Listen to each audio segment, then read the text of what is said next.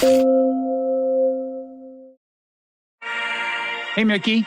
Oh, look, Hey, you've got a picture of the what do they call it? The Union Jack, the flag of Britain. Oh, and a head of lettuce. I'm presenting the next prime minister. The iconic and ironic head of lettuce. You know what this means, Bob?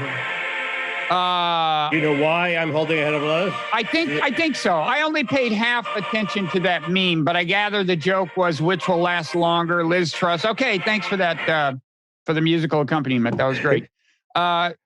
Which will last longer, this head of lettuce or Liz Truss? Was that the joke? Yes. So then that was a highly original cold open there on your part. I took a poll. Was this so overdone and lame that I couldn't use it on Twitter? Or was it beyond overdone and lame, so it was ironic? This is an ironic head of lettuce, Bob. Okay. And but I have a better open. Oh, good. Let's do that. I have a protest. There's no such thing as too many great opens, Mickey. That's right. Let's keep it rolling. Let's don't lose the momentum. Mickey is now. Bob? Yeah? I'm protesting the pre-election Twitter shadow banning that's going on. Who do they ban? Well, there was a sudden drop in followers of certainly people on the right were complaining about it. I don't know if it happened on the left, but it happened to me. I mean, ordinary, like a normal tweet for me would have got 2,000, whatever it is, impressions. Now it'll get 868. I mean, it's happened, and it's brutal. I mean, I'm adjusting downward. Now I think a day where I get 20,000 impressions is a good day. It used to be 100,000. You actually look at the impression stats? That's digging pretty deep for affirmation, Mickey. Those are probably the most inflated. Well, just what about retweets and likes? Well, but they're I often have, people, like if I want four figures, if I want four figures, I just look at retweets. I routinely get 4,000, 8,000, a billion retweets. What can I say? You're a better man than I am. I don't have to look at impressions. You have not pissed off the Twitter gods, Bob, but I have, and I'm protesting I have glued my fingers to the screen of this iPad, like those protesters in Europe who've glued themselves to the wall. To paintings, or scientists in Germany that have glued themselves to the floor of the Volkswagen showroom in order to protest climate change. This protest will last until, well, I don't know when it'll last until, but it'll last until I have to type something. Well, how about you take that part of it off camera? We just take your word for the fact that your hand is glued to your iPad. Yeah, no, we will not doubt that. Okay. So it keeps me out of Jeffrey Toobin trouble too. Now, you want me to put those two together, Liz Truss and Twitter, in a novel way? Sure. Did you see the trolling involving Elon Musk, Liz Truss, and Dmitry Medvedev, former president of Russia? I saw a reference to it quickly, and it ended with Medvedev saying he'll join Elon Musk on Victory Day. But I didn't see that part. Medvedev finally replied. That's funny. But what did well, the way it started. How did it start? So Medvedev says he's trolling Liz Truss. He says, like, congratulations to the lettuce or something. And Elon Musk tweets to Medvedev something like, my cold open was so lame that it had already been adopted by Medvedev. Yeah, he's not even president of Russia anymore. He's a has-been, but he's ahead of you. He has all his time to think. He is deputy secretary of the national security something. But anyway, go ahead. So Musk says to Medvedev, after Medvedev says that about Truss, Musk says to Medvedev, "Oh, pretty good troll, TBH, or pretty good burn or something." It's a compliment of Medvedev's troll. And then Musk adds, "By the way, how are things going in Bakhmut?" Which is I think, a troll of Medvedev. And I think what may have happened is Elon Musk is, he says that to Medvedev and goes, "Oh shit, now I'm going to be accused of consorting with Russians again. I better give him a little burn here." So Bakhmut is this town that isn't, on most people's radar screen. It's a relatively small town that the Russians have been trying to take for like 2 months. They may be making modest inroads, but it's coming at a cost. And it is not of intrinsic strategic importance, except that it is on the path to these two bigger prizes, these two cities. So I took that to be a troll. And by the way, it's also kind of a retort to people who were saying, when Musk did the Russia peace plan, and people were saying he must be a Russian stooge. They were saying things like, "Oh, look, he's got a map." Elon Musk doesn't possibly have the resources to generate an actual map on his own. It must have been fed to him by the Russians or something, or how could he possibly know that Khrushchev handed Ukraine handed Crimea to Ukraine? But this was a pretty inside baseball little tweet. So, and I think Musk does his own tweeting, and I certainly think he was at this point. So there you go. But what was the original thing about the head of lettuce? He was trolling Truss while she was still prime minister? He was congratulating Medvedev on successfully. No. Medvedev trolled Truss after she lost. Oh.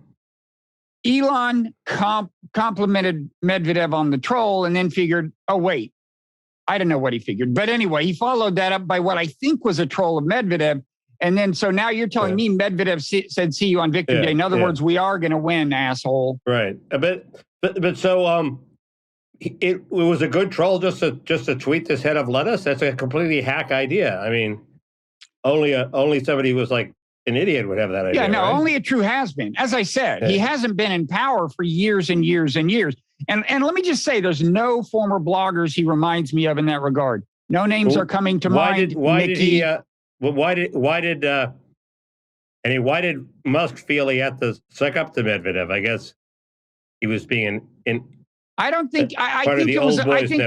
I think the first thing was spontaneous. I think he just said, "Hey, good troll." I mean, that's the way Musk is. Yeah. He's just out there. And then I think maybe he thought better of it and thought, I better even the score, give this guy some shit, and did. Okay.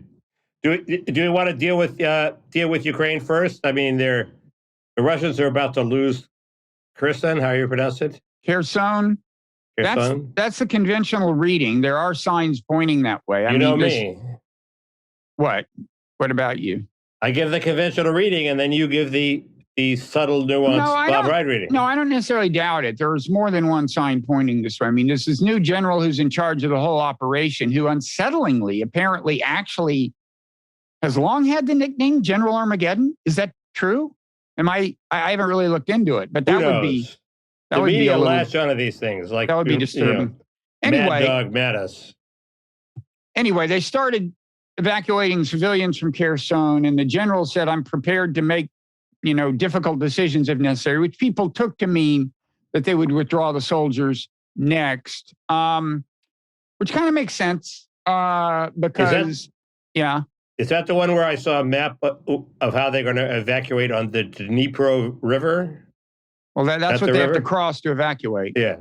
And I also saw a thing on Russian TV where the correspondent from Kherson, this is Russian state TV, definitely seemed to be preparing people for bad news. He was in Kherson, and he's like, well, they're not saying that I'm not hearing that the troops are going to retreat, but next 2 months are going to bring no bad news. There will be a loss of no good news. There will be a loss of land. And so, I mean, he was painting a dark picture for the Russians. So, I guess, I don't know. I mean, I think there's still a chance that the Russians will stay and fight after the civilian evacuation. Ordinarily, you might think they would want civilians there because then it's harder for the Ukrainians to shell indiscriminately.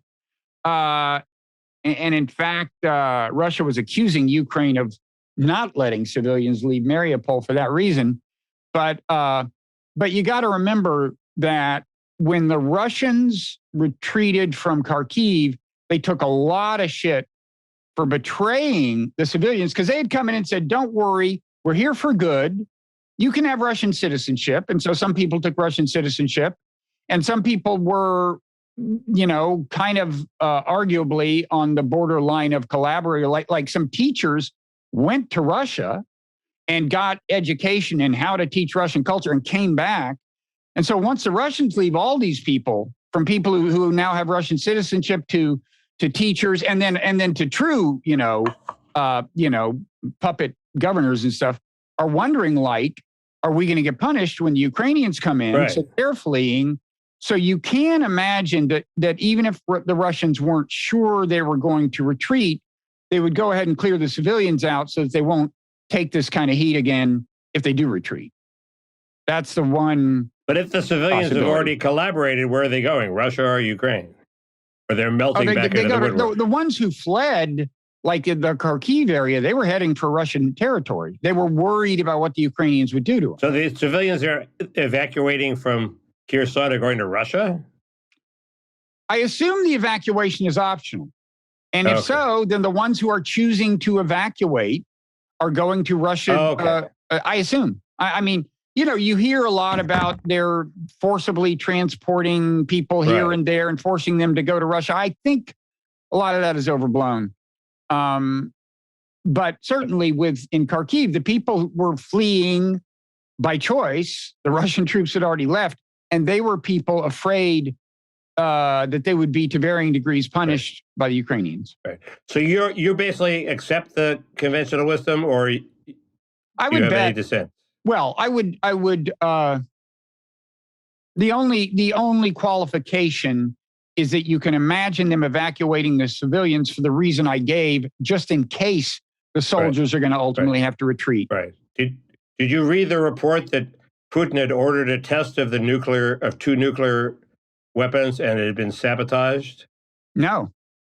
That he hadn't ordered them dropped. He hadn't ordered them used on the battlefield, but before he uses them, he wanted to test them, and also that would have a demonstration effect, just having a test of the weapons, and the test did not happen because they were sabotaged by the deeper state. Wait, where were they going to be? Where were they going to be tested? Underground? Underwater. One was underwater. One was, I think, in some remote area. Is this reliable info? When did you? No, it's not reliable info, but it's on Drudge. Oh, well. Drudge isn't Drudge anymore. Drudge is something else. Who knows what Drudge is? But it's not. It's not taken to the bank, but it's not biased in one way or the other. And it's, if anything, it's biased in a sort of anti-Russian, anti-Trumpist direction now. And but who knows? I mean, the only other relevant thing to Kherson is this weird thing where there's this dam upriver from Kherson. Russians are saying they know that the Ukrainians are going to blow it up. The Ukrainians are saying they know the Russians are going to blow it up. Sounds like one side or the other is thinking about blowing it up and blaming it on the other one. And maybe they could collaborate. This could be the beginning of a beautiful relationship. A beautiful relationship of peace. Yeah. I don't get why Russia would at this point flood that river. It's the Ukrainians have been trying to blow up the bridges, but don't have artillery close enough to do it in all cases. They're the ones. I mean, I guess I'd say if it happens before the Russian troops have left Kherson, because they will go across the river if they leave, I would think it's the Ukrainians who would have done it. If it happens after that, maybe it's the Russians trying to keep the Ukrainians from chasing them. I don't know, but stay tuned for that too. Okay. Well, thank you. I did hear the All In podcast this week, which is the podcast with Chabeth and David Sachs and Jason Calacanis. And a fourth person who sounds remarkably like two of the others. Friedberg. Yeah. Anyway, he's and Sachs. First, it was an incredible orgy of self congratulation because it was their 100th podcast, so they spent the first half hour. Yeah. I listened to this one. I was thinking we should do that. We should congratulate ourselves. A little shorter. We can say some of the things they say. They're like, the thing about our podcast is we're real friends. We go back, we go way back, we go deep. No, it's all out there. That was annoying, but I like the part where Sachs said he might quit because he's overworked and he doesn't have time for this. I think that was a surprise for the other three. I empathize with that. It's amazing how all four of them are skeptics on the Ukraine war. I suspect that some of them are following his lead. I don't know. I think a lot of them are, but I wonder if that's a very common Silicon Valley view. When he was on my podcast, I asked him, and it didn't sound like it. I mean, I may have been asking him more generally about sympathy for the kind of restraint movement in foreign policy in Silicon Valley, but it didn't sound like he feels that he's got he's in, really sympathetic company in Silicon Valley. His argument, which I'm sure you've heard before, which was semi-new to me, was the model for the Ukraine war is not Munich and appeasement, but World War I and how things get out of control if you give your allies a blank check. Mm-hmm. And Kevin McCarthy said this past week that if the Republicans take the House, they're not going to give Ukraine a blank check anymore. And there was a big debate on what he meant by that. I don't care what he meant by that. He put pressure on them either way. If McCarthy's doing it for silly fiscal prudence reasons or serious strategic reasons, it sort of doesn't matter, does it?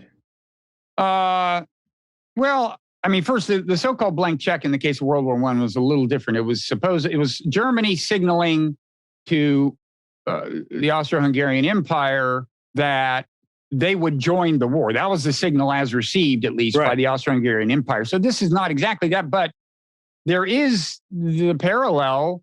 They said, whatever you do, we will join you. They didn't say you have to do this, this, and this, but not that, right? Which is there's certainly in both cases the power that's being consulted by the one more directly involved, not saying, "Hey, why don't we wind this down?" Right. But rather saying, "Hey, we'll be there for you," which seems to be what the U.S. is saying. Yeah. Okay. And so go ahead. Sorry. I mean, I don't know how real it is. Do you have a sense for that? Certainly the Republican Party is, at this point, less gung-ho about Ukraine than the Democratic Party. The MAGA base does not really care that much about Ukraine, and MSNBC is going berserk for Ukraine. So the roles have flipped. Now, and AOC is not a peacenik anymore, although she was heckled by some actual peaceniks.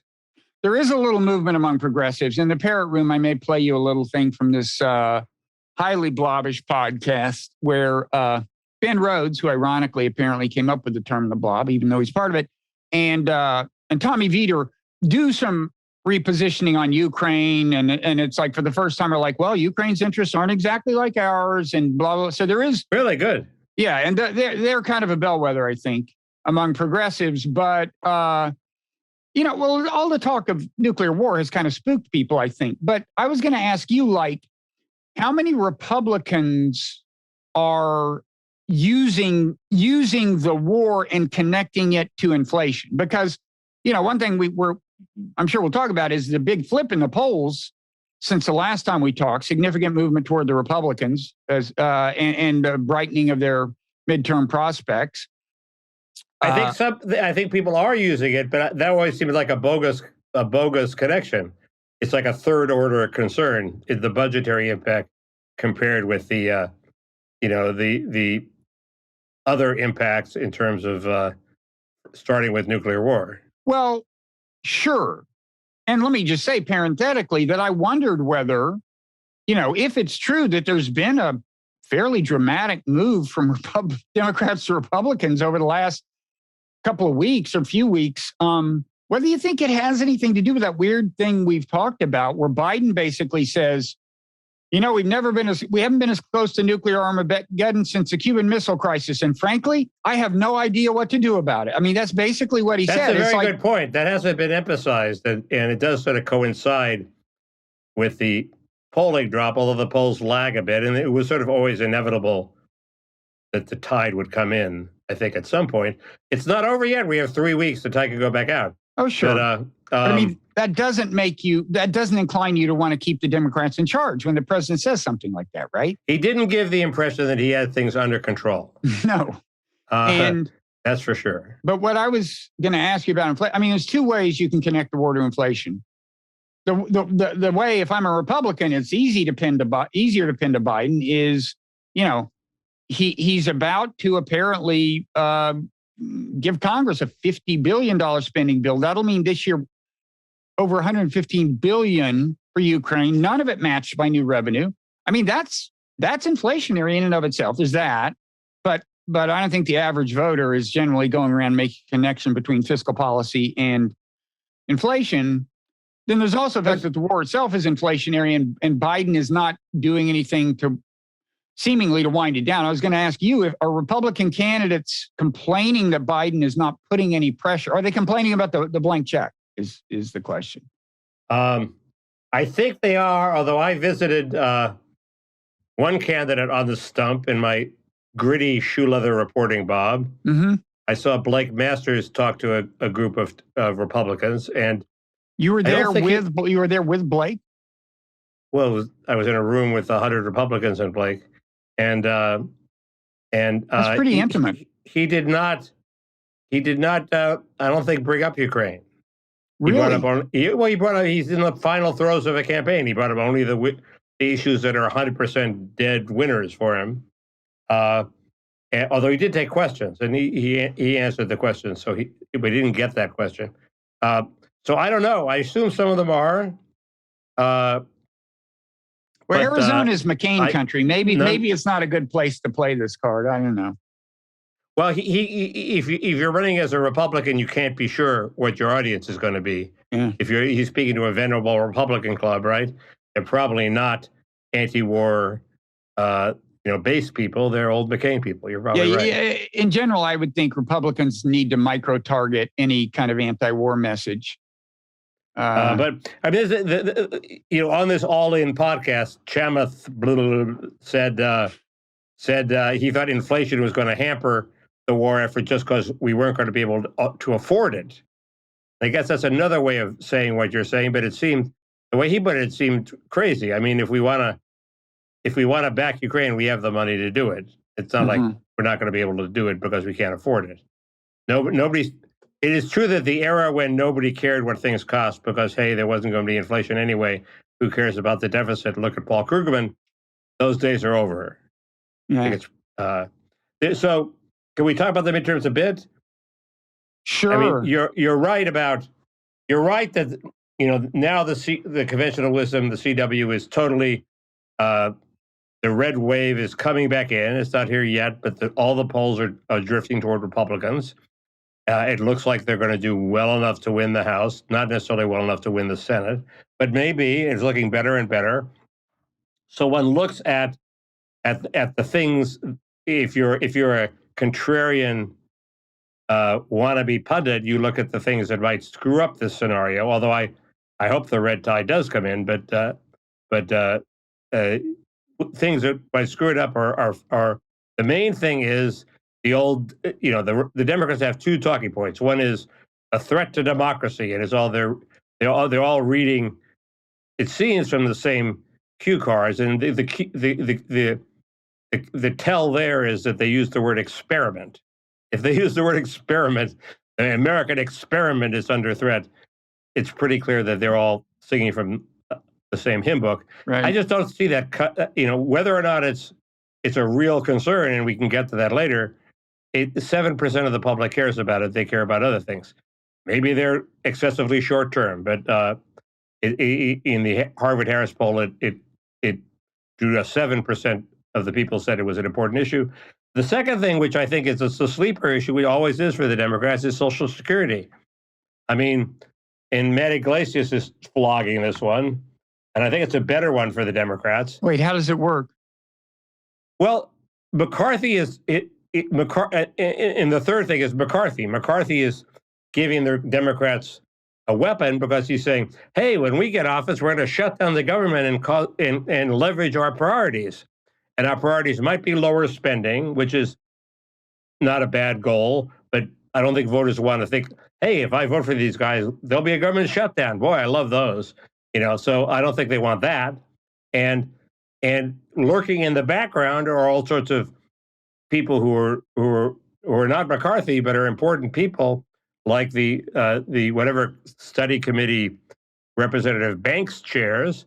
And if you look at his proposal, it does fuck around with Social Security in ways that A, that I wouldn't do, and B, a true Trumpist wouldn't do. Trump himself would never do.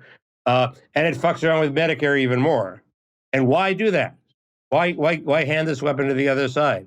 That came out in June, but it's now made relevant by McCarthy's promise to shut down the government. So, what are the things they're going to do? They're going to replace Medicare with something called the Fed plan, which is alarmingly similar to Paul Ryan's premium support plan. Wait, they're not going to say we're going to replace Medicare with anything, right? They're not going to utter those words, are they? If you read the fine print of this bank's plan, he says, for all new entrants, Medicare won't be there. It'll be replaced by the Fed plan and a bunch of private plans you get to choose. It's sort of like Obamacare. They're going to say you'll have more choice. You can choose Medicare or... Well, it's sort of like Obamacare. You'll have a menu on an exchange and you can go for the government plan. It's like Obamacare with a public option. But Medicare is popular, right? You don't want to sound like you're going to replace it with anything, do you? Exactly, and Medicare works. And if you ever hit 65, and I hope everybody does, Medicare is like a dream come true. You don't have to choose. Yeah. You get a card in 15 minutes, and your problems are solved. That's right. And why take that away from people? I continue to wonder why it is not the case that everyone who runs for president says they're going to lower the age of eligibility for Medicare to something. Totally. Right? It's like, what's not to like? I mean, of course you have to pay for it, but you make a lot of crazy promises when you're running for president. Or 100%, as Chamath says. Mm-hmm. 100%, I agree with you. That's how you tell which one he is. He's the one who says 100%?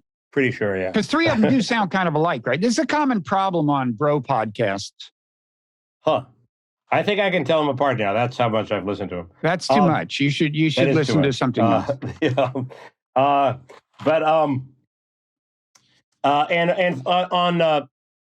Social Security, they screw around with the formula and the retirement age. How do you justify raising the retirement age when the life expectancy is going down instead of up? And a side question, doesn't the life expectancy going down save Social Security a whole lot of money? So it should be more solvent now than it was before because its recipients are dying of COVID right and left. Mm-hmm. So anyway, nobody dares make that point. No, only Mickey. Exactly. People come for the upside of COVID. That's why they come here. Oh yeah, the upside of everything. This is a sunshine podcast. It's like gas. Probably the chance that there probably will not. The chances are greater than 50% that there will not be a nuclear apocalypse.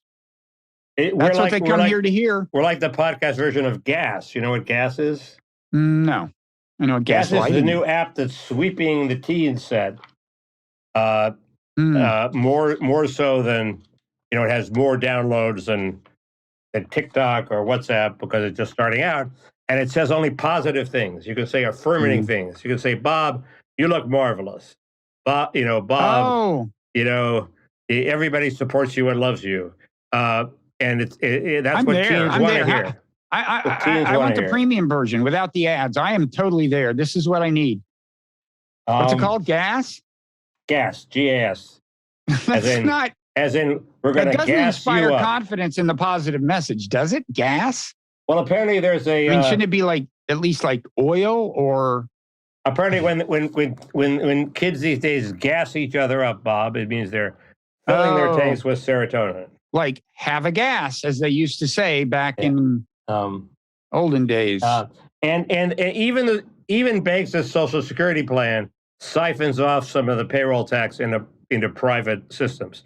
So it's totally my line is.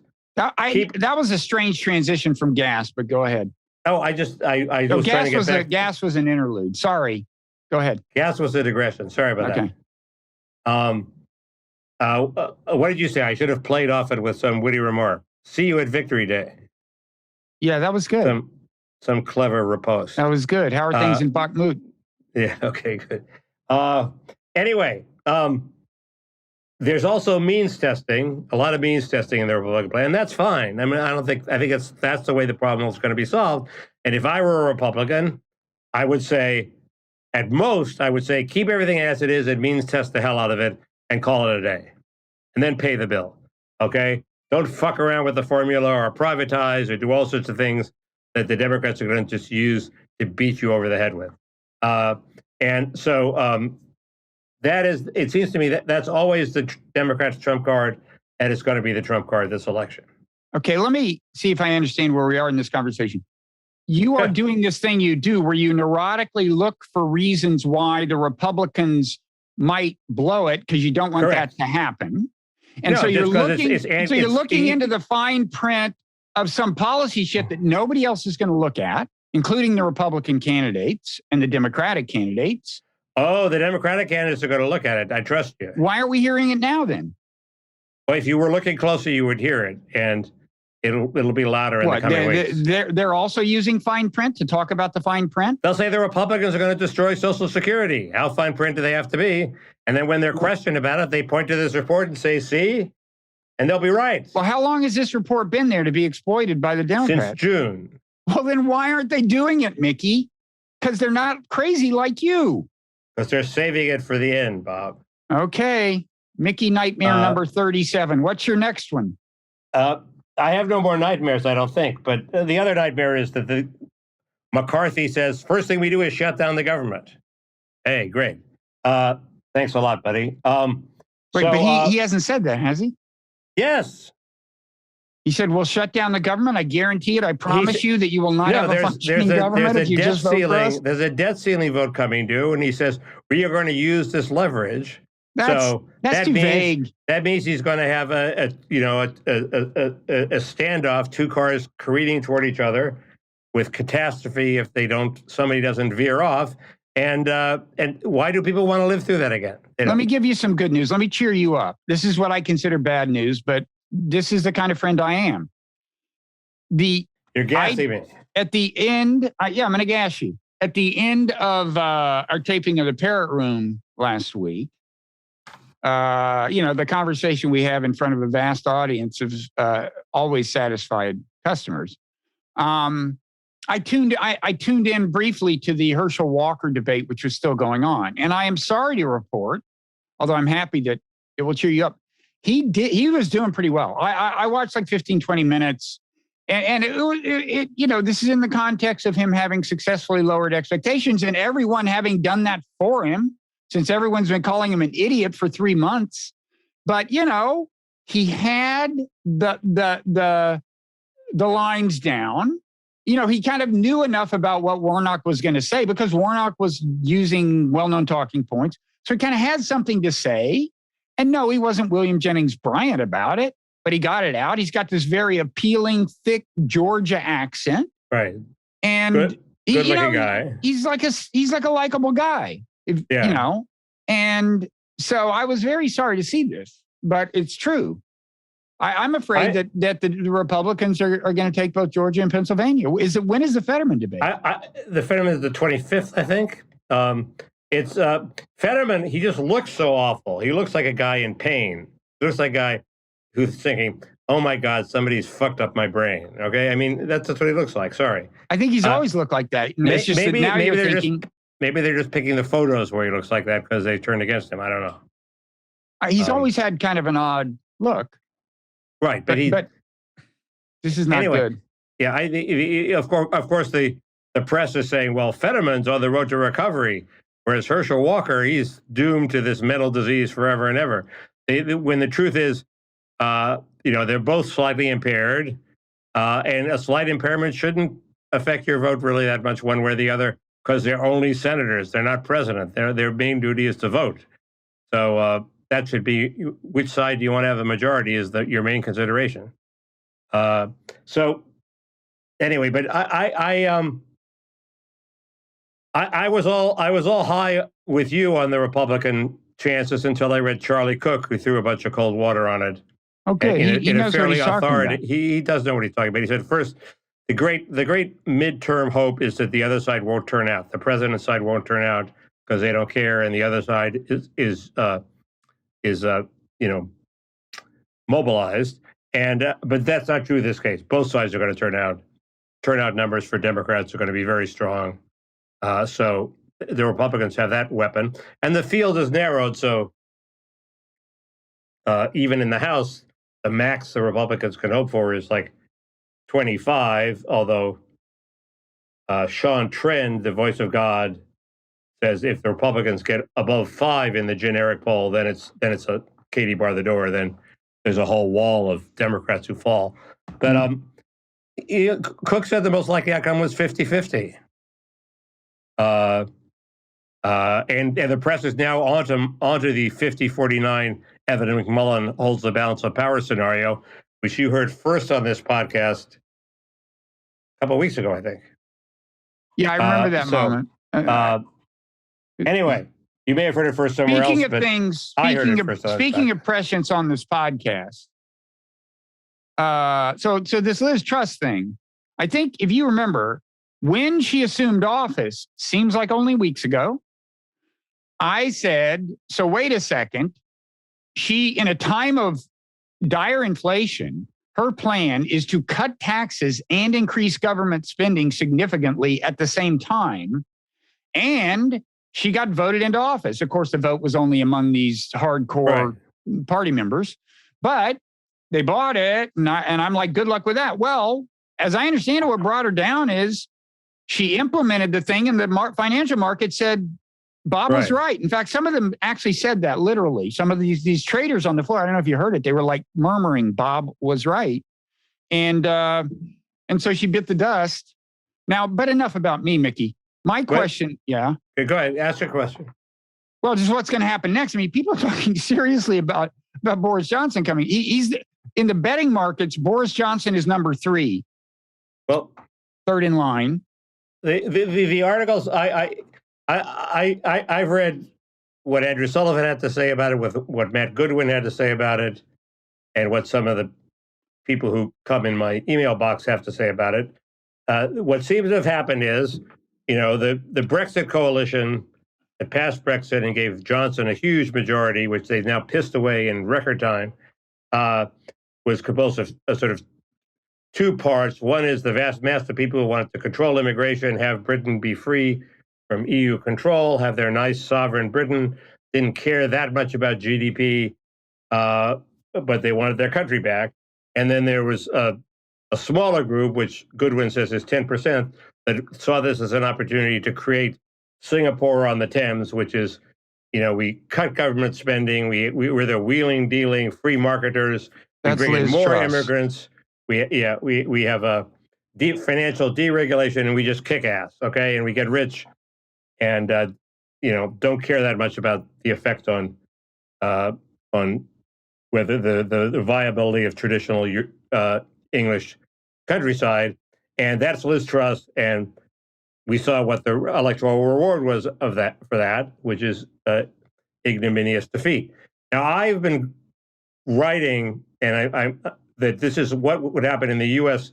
Republican Party if Paul Ryan took over and became sort of president and got to enact his agenda. The one part where you point out he departs from trust is he probably wouldn't increase spending, but he would cut taxes in an inflationary time, probably. And I think he would be as successful as Truss, because he would have lost the vast base of the Republican Party. I just think Ryanism is dead, Trussism is dead. And the impression I get is that, the closest to that is Boris Johnson. I mean, he's running against. Yeah, but surely one of the Conservative Party's main goals in Britain is to cease being a global laughingstock, and nothing would do a better job of keeping them a laughingstock than Groundhog Day. Boris shows up again. He's the only person who has succeeded in keeping this coalition together, perhaps through lying and flimflammery. But most people think that, I guess, Sunak is the alternative. He's just another person in the Truss camp. So that's the impression I get. I'm sure I'm oversimplifying. There's also an interesting correlation, which is the Tories were doing really well. They fired Dominic Cummings, and they've immediately plunged into defeat, massive defeat. So maybe they should rehire Dominic Cummings. That's just a thought. He seemed to know what he was doing. Seemed to know what he was doing.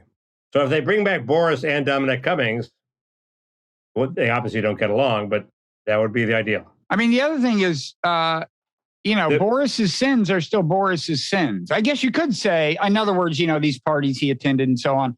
I guess you could say, well, he did his jail time.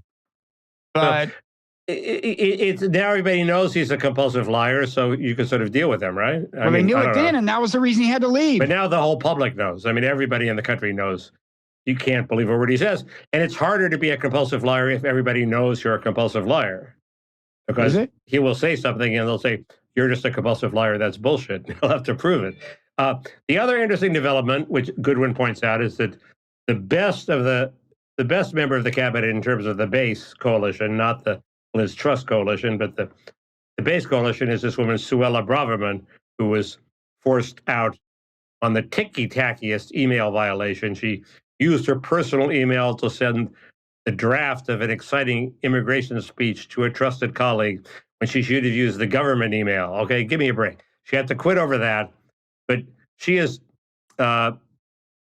there's some thought that there's going to be a breakaway party of the original Remainers, the 90% as opposed to Truss's 10%, and some possibility that she would enter it. So there's that possibility that the coalition will just break apart and presumably lose the next election because they'll split their vote two ways.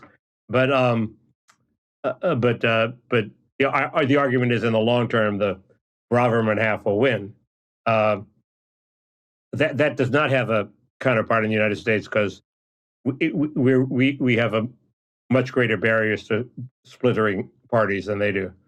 The thing I don't get about British politics, I would be for Braverman. Your British politics literacy is astoundingly high. I got to say, more than I do. Not that that's. I just read a bunch of Substacks that were, especially Goodwin and Sullivan, who echoes Goodwin, but especially Matt Goodwin's podcast. It sort of tells you what you need to know to bullshit about the subject. But the thing I don't get is how, in British, you'll hear on the BBC, their analyst of politics will say yeah, I don't see how she can survive now. And they'll be right. In American politics, you can just go in your bunker and it's like Bill Clinton. He's like, no, I'm not resigning. What are you going to do? Call a SWAT team? But there's something about British politics where these norms remain where, if you lose, if you do this kind of shit, no. It's a parliamentary system. There's a quick trigger. That's all it is, you think? I think that's the main thing. You lose a vote of confidence and there's a... But it's true, technically you don't have to resign if you lose a vote of confidence, but there's, at some point the hidden law comes into play. But it isn't just that they say, well, she's lost the support of most of her party in parliament. It's kind of before that. It's like, no, she's done this. She went back on this and she did this and she did this. She's toast. It's like they're seeing they're seeing the train coming down the tracks before it gets to the point of confirming that she's lost the support of the party. That's the weird sense I get, and I don't understand it. But what do I know? I assume if you're a politics reporter in Britain, you know 20 members of parliament, and they will tell you off the record, she's going down, in a way that maybe they don't hear, because as you say, Bill Clinton isn't going down, and you don't want to be even quoted blindly pissing on him. Yeah, but a good example is if this minister has resigned, she's toast. Well, what if the other people in the party say, actually, it's not that big a deal. He's just a minister. She resigned with an allegedly blistering letter, which seems... That's what I mean. So what? Well, because she had a huge constituency. She was the control immigration constituency. Yeah. So she has a bunch of followers, but yeah, you're right. Well, I don't get politics, but you do, and so we're lucky to have you on the podcast. Can I quickly say one thing about the kind of the coming meme is kind of Russia and Iran as the new axis of evil. There's been all this publicity about Iran supplying Russia with these apparently effective drones.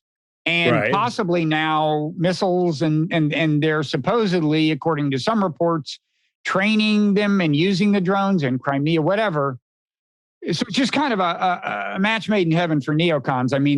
They're just going to be all over this. And I have a piece in today's Nonzero newsletter, the Earthling Weekend Edition, where I just make the point that, it did not have to be like this. It was not inevitable 20 years ago that Iran would want to be in Russia's camp.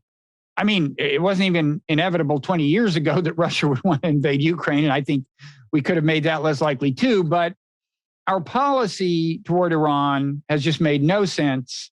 It's been, almost designed to antagonize them, and I elaborate on that. And there's, I actually, in last Fridays, I had a related thing, which was, the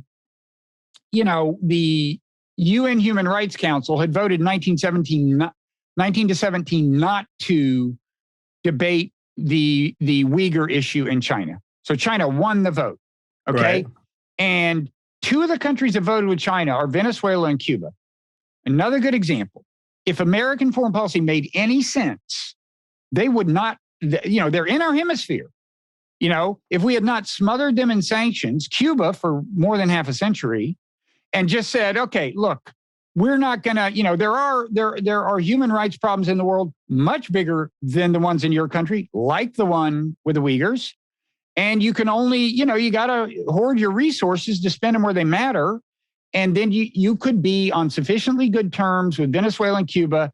If you'd gone back and done what I think is the right thing for a couple decades, and we would win that vote, and they would now be debating the Uyghur situation in the UN Human Rights Council.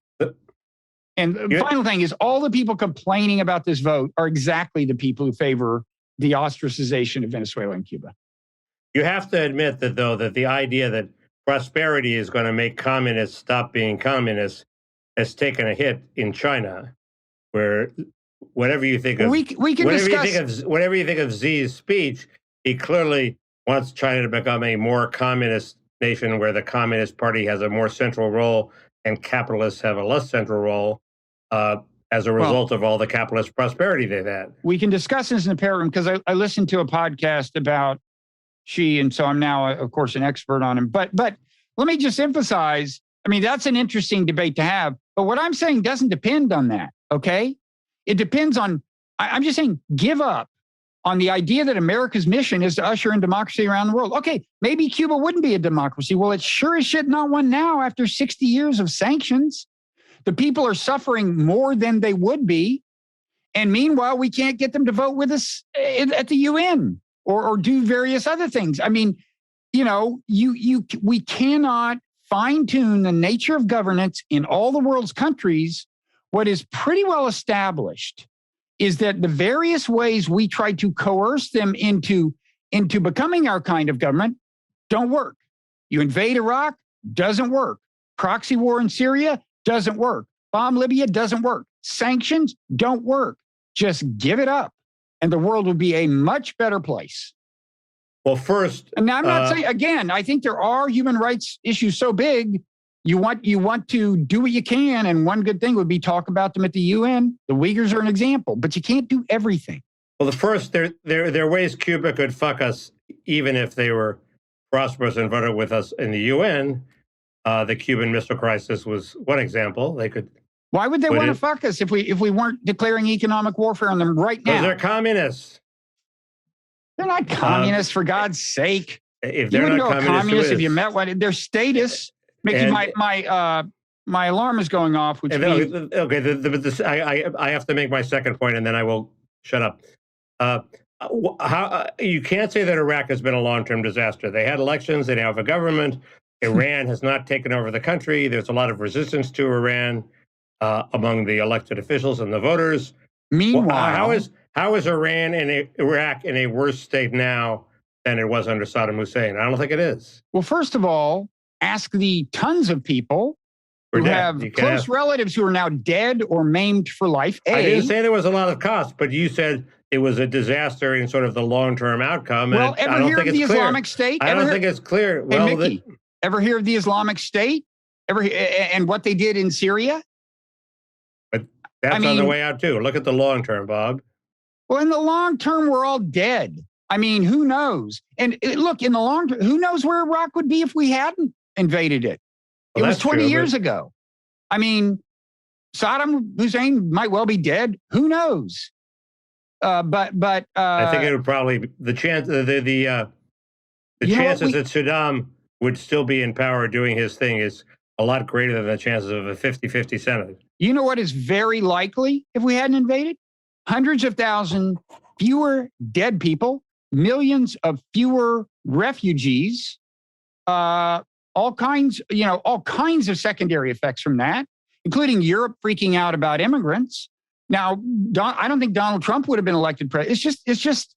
I think the immigrants are more the product of the Syrian intervention than the Iraqi intervention. Right, but one thing that turned Syria into a cauldron of chaos is the Islamic State, which was hatched in the chaos of Iraq.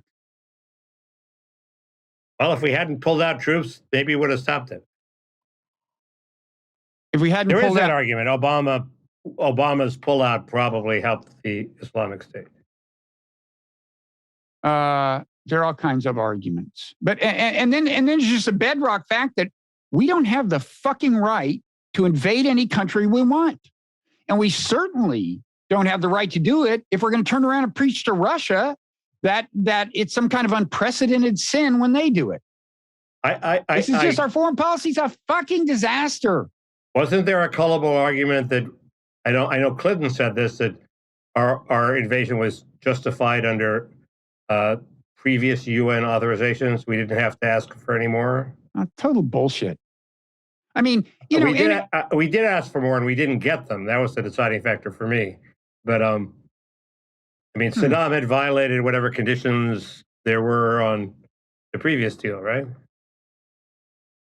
Enforcement of international law rests with the Security Council. You can't have a world in which any nation can say, I think you're not in compliance with this UN resolution, so I'm invading you. That doesn't work. That's like, I can't invade my neighbor's house if I think there are drugs in there, okay? That's not a world that makes sense. I just say, you look at Iraq, they had elections, they have a government, they're not Iran's puppet.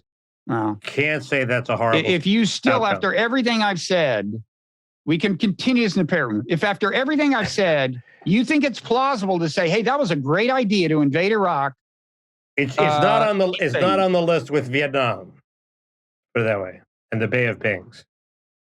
Oh, who's to say? Look, in the long run, Mickey, you said in the long run, Vietnam's doing fine. In the long run, we're all the Teilhard de Chardin mind meld at the end of the world. Yes. That's my point. In the long run, who knows? But, I would just not easily include it on that list. That's all. I'm not for it. It was a bad war. So you're not saying, a good thing so you to don't do. think the Iraq invasion, you don't feel strongly that the Iraq invasion was a mistake? No, I think it was a mistake, but it's not, if you look at the current outcomes, you say, look at what our invasion did in Iraq.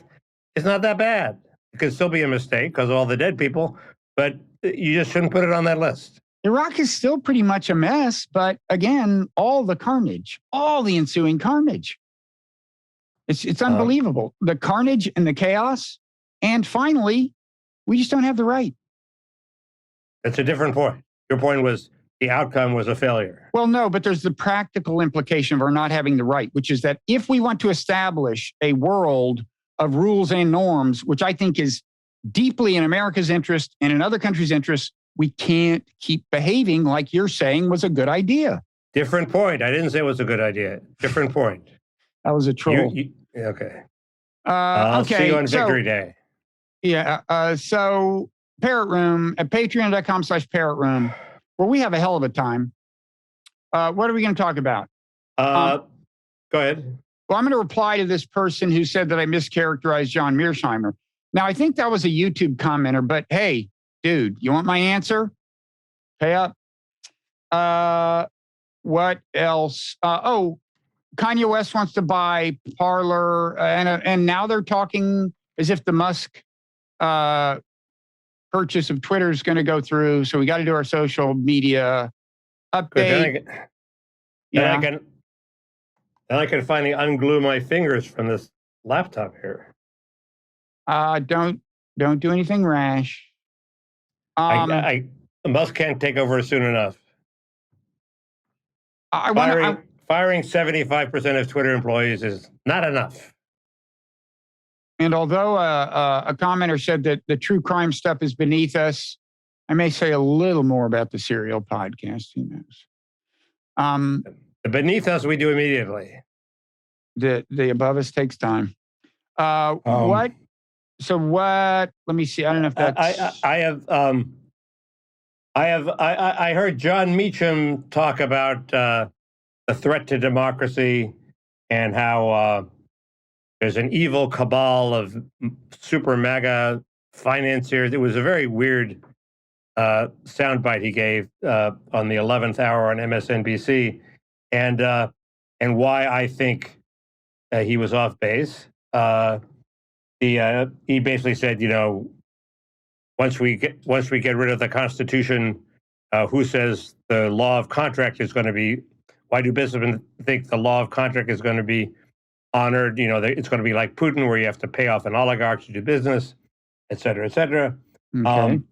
There's what we call the forward lean, Bob, which is, okay, suppose the Republicans do take both houses of Congress. A, is there anything they can do to actually solve the problems that they're campaigning against?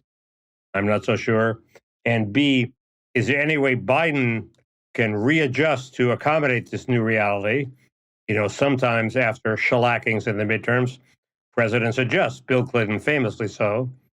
Barack Obama less so. Which one is Biden?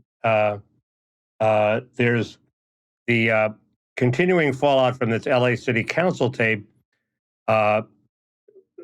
Kevin De Leon, one of the Latino lawmakers who everybody's calling to resign, has refused to resign. I support him in this. I think he's realizing the lesson of the governor of Virginia, which is if you don't resign, they can make you resign, and sometimes you get to stay.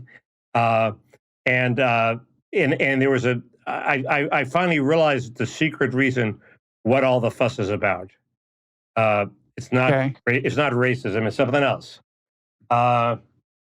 Only the secret is in the Parrot Room. Right. And there's Walter Kern's idea that we're living through an exceptionally schlocky period of culture. That's the equivalent of the society degrading the quality of food to prepare you for corporate franchise food. And I'm not sure that's true. Does he think it's we'll find out in the Parrot Room. Does he think it's like an actual conspiracy? You never know with Walter. He's prone to that kind of thing. Oh, by the way, we're totally immune. My Brett Weinstein, I'm gonna be on his podcast making the case that, well, how would I put this? He's crazy. Is that the way I'd put it? Anyway, did you miss this? This was kind of a thing on Twitter. Did you not see this, Mickey? I did not see that. You went on his podcast, or you're going on his podcast? I saw that. He challenged me to come on his podcast. Okay, we've set a date. Well, you were angling for that. Previously you couldn't get him, and now he's done your bidding. He's been on my show a couple of times, long ago. Okay. Well, this will be the epic. This will be. Oh, this is big. It's pay-per-view. This will be bigger than Fetterman Oz. Oh, totally. Yeah. But I'll talk about that in the Parrot Room, and maybe polish some of my talking points, crowdsource some talking points, some anti-Brett talking points. And I got lost in Arizona, and I, of course, like all cheesy reporters, came away with a valuable insight. And you'll tell us what it is in the Parrot Room, Mickey? Correct. I just got to say something about the Parrot Room. You want to know what it is? And this is the ultimate commendation of a room. The parrot is warming up. Well, it wasn't that. The parrot is warming up, but it wasn't that. Low churn.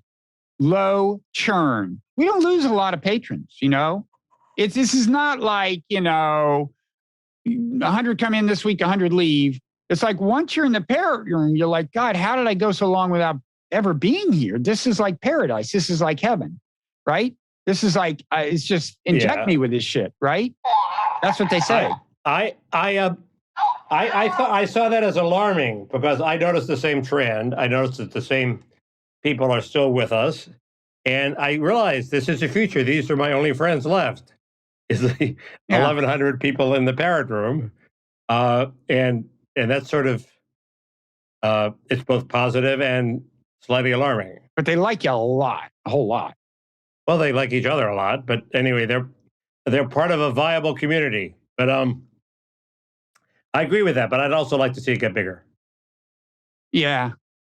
I'm not sure which one of us should be in charge of marketing after that exchange, but low churn, folks. What does that tell you?